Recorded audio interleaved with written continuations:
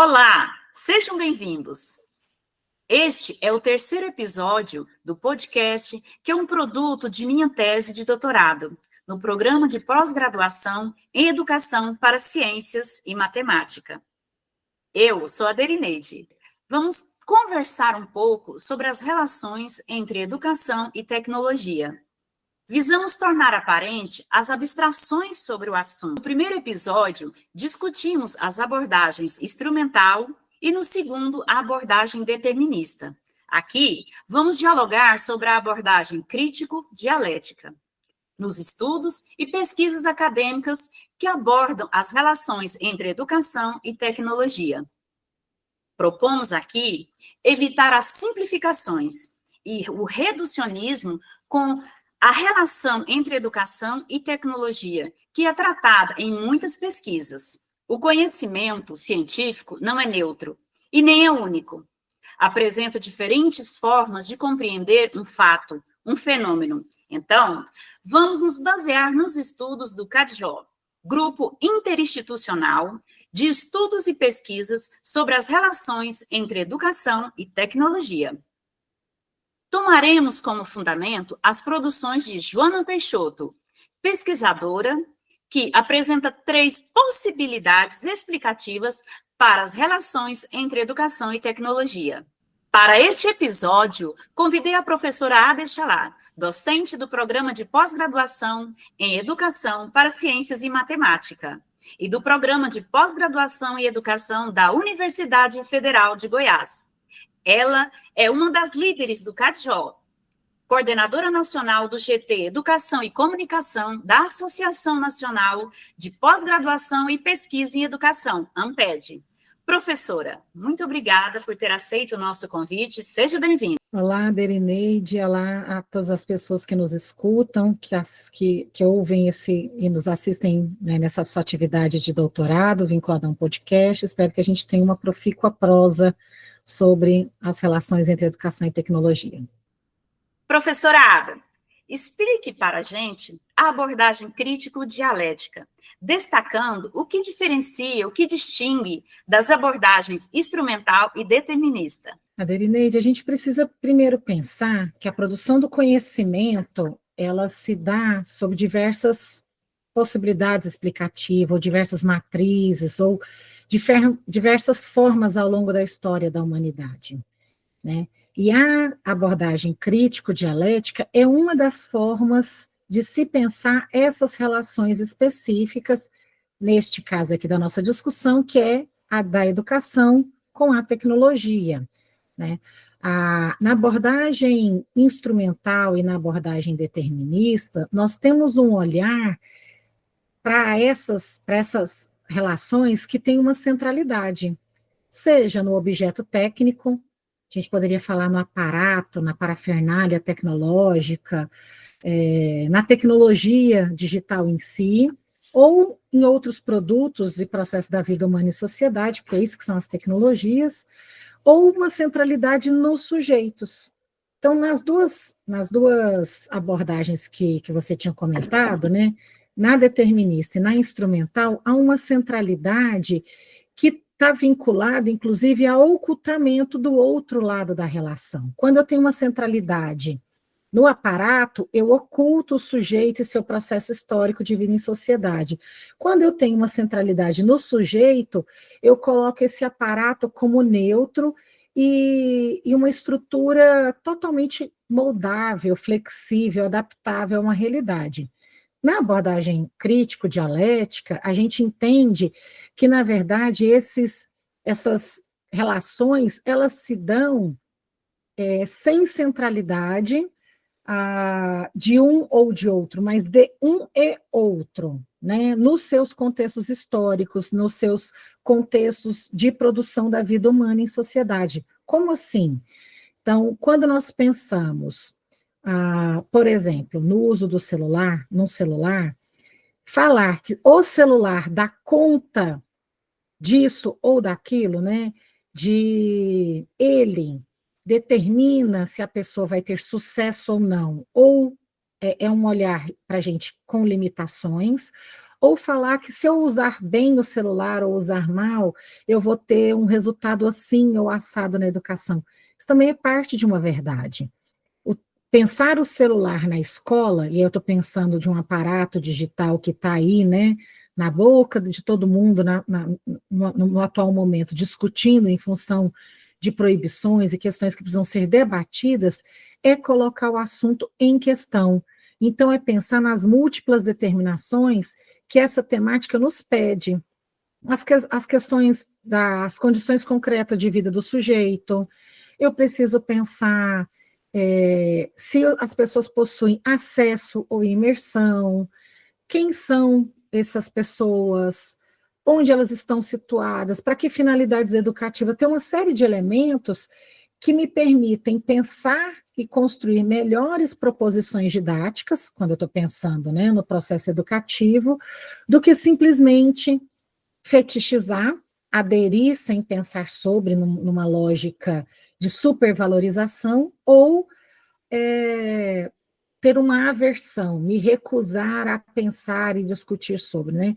A abordagem crítico-dialética, ela vai construir, vai entender que essas relações se dão no processo histórico da humanidade e fazem parte do se estabelecer humano nesta sociedade, um ser humano nessa sociedade, porque as tecnologias são produto e processo da vida humana e sociedade, então é parte inerente do nosso processo de humanização.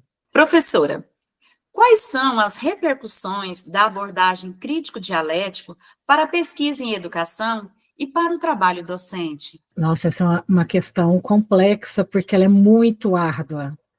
Pensar numa abordagem que é contra-hegemônica, porque ela não trabalha parte do processo, ela quer entender, explicar e transformar a realidade que está dada, é um exercício, no nosso dialeto aqui no goianês, de nadar contra a maré, né?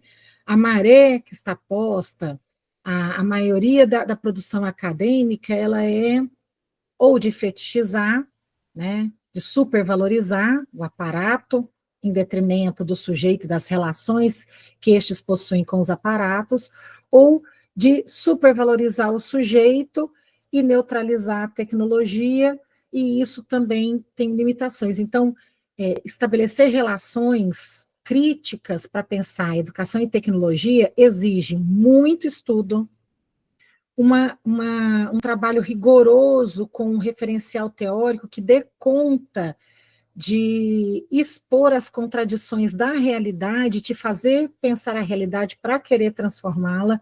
Não é qualquer base teórica que vai te dar elementos suficientes para expor as contradições, né, que a nossa sociedade tem, porque a realidade ela é repleta delas, isso faz parte, né, condição de existência nesse mundo que nós temos, e pensar a pesquisa em educação num sistema que é extremamente produtivista, individualista, complexo no sentido de ferir os princípios de uma vida em sociedade como nós entendemos na abordagem crítico-dialética, né?